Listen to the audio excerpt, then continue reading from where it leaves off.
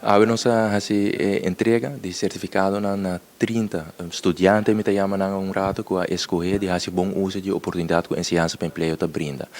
A mim entregar certificado na aqui, pero é projeto que o colega ex-ministro senhor Guilherme Cruz iniciou. Todo tem visão, todo tem desejo para percorrer com o que não na São Nicolás também, por ter dependência em ciência para emprego, isso aqui é uma realidade.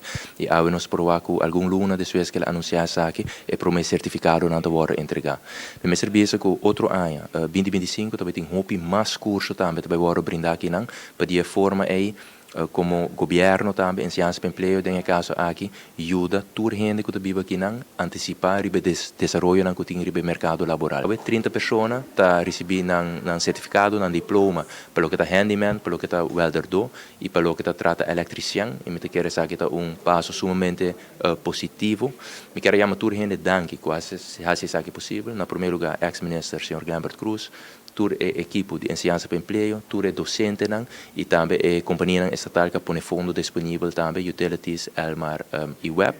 E essa aqui, em todo caso, tá é maneira como nós lo seguimos invertido em ciência para emprego e bem, obviamente, grande, na toda 30 cursistas que receberam diploma.